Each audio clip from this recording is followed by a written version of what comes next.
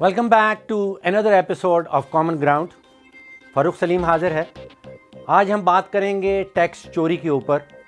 क्या वाकई में पाकिस्तानी अवाम टैक्स चोर है? देखिए, 193 ममालिक हैं जो यूनाइटेड नेशंस के मेंबर्स हैं, और उनमें से एक मुल्क ऐसा है जिसके लीडरान दुनिया भर में ये नारा लगाते हैं कि हमारे शहरी टैक्स चोर हैं। मुल्क के अंदर भी ये नारा लगाया जाता है, मुल्क के बाहर भी ये नारा लगाया जाता है कि हमारे शहरी टैक्स चोर हैं। क्या वाकई में पाकिस्तानी टैक्स चोर हैं? ज़रा नज़र दौड़ाइए कि आज से 13 साल पहले सन 2010 में सारे पाकिस्तानियों ने मिलके 1500 अरब रुपया हुकूमत की तिजोरी में डाला टैक्स की मद में। आज 2023 का साल, हुकूमत हमें खुद से बता रही है कि सारे पाकिस्तानी मिलके 9400 अरब रुपया हुकूमत की तिजोरी में डालेंगे। तो आप सोचिए, 13 साल पहले सिर्फ 1500 अरब टैक्स की मद में, और आज 9400 अरब। तो चोरी कहां हो रही? टैक्स तो बढ़ता चला जा रहा है। तो आखिर मसला क्या है? एक नज़र दौड़ाइए हुकूमती इखराजात। दोबारा से सन 2010 में हुकूमत के इखराजात थे 2400 अरब। आज हुकूमत हमें खुद से बताती है कि हुकूमती इखराजात 11000 अरब पे पहुंच गए हैं। तो असल मसला क्या है? असल मसला टैक्स का नहीं है। असल मसला है कि हुकूमती इखराजात बेकाबू हैं। सच ये है कि पाकिस्तान में हर मर्द, औरत और बच्चा टैक्स देते हैं। मुझे बताइए, क्या आप मोबाइल फ़ोन इस्तेमाल करते हैं? तो फिर आप टैक्स देते हैं।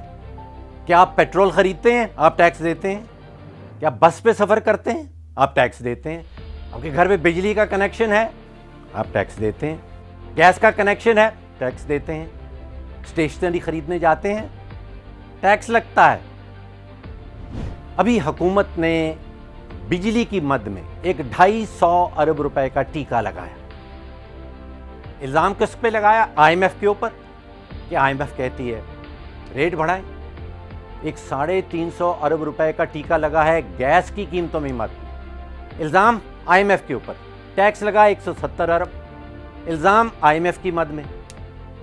IMF ये कहती है कि खुदाया 100 करोड़ रुपए का रोज़ाना का बिजली के शोबे में आप नुकसान करते हैं, ये नुकसान ना करें।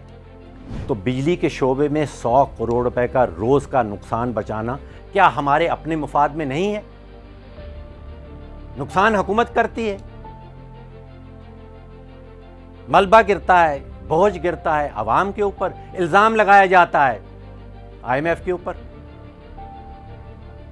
आप सोचिए कि PIA में हुकूमत कोई 70 अरब रुपए का सालाना नुकसान करती है, कोई 16 करोड़ रुपए का रोज़ाना का नुकसान रेलवेज़ में हो रहा है। हमारा असल मसला सियासी है, माशी नहीं है। ये सफ़ेद हाथी जो पाल रखे हैं, ये सियासी फ़ैसला है, इसमें मईशत नहीं है। ये सच है कि बहुत से ऐसे अमीर लोग पाकिस्तान में रहते हैं जो टैक्स नहीं देते, लेकिन उनसे टैक्स वसूल करना अवाम का काम नहीं है। उनसे टैक्स वसूल करना FBR का काम है। हुकूमत की अपनी गलती है। एक शरह गिनी जाती है जिसको कहते हैं टैक्स टू GDP रेशो, कि आपकी GDP क्या है और टैक्स कितना लग रहा है।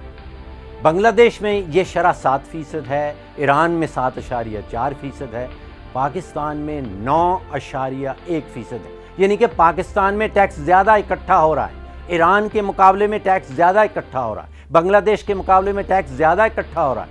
तो फिर पाकिस्तानी टैक्स चोर कहाँ से आए?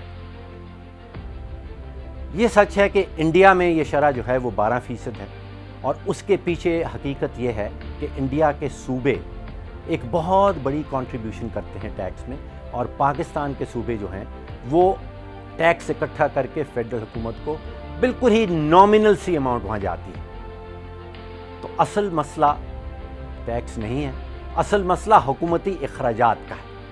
एक और मज़े की बात आपको ये बताता हूँ कि अगर 3 किस्म के टैक्सेस हम जमा कर लें, जिसमें इंडायरेक्ट टैक्स है, जिसमें कस्टम्स की ड्यूटीज़ हैं, विद होल्डिंग टैक्स है, हुकूमत की टोटल इनकम का 90 से 95% ये बन जाता है।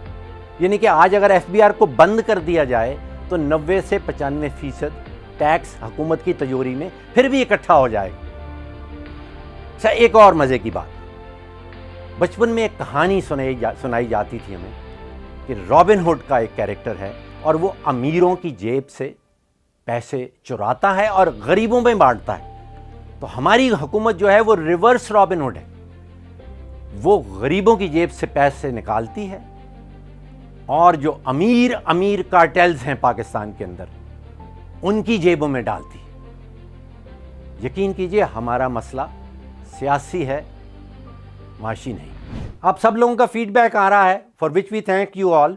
इफ्तिखार शाह साहब ने लिखा है, शाहिद खान साहब का पैगाम आया है, रिंड साहब ने लिखा है, इमरान बेग साहब ने लिखा है और ये 4 साहिबान ने लिखा है कि excellent analysis, keep it up.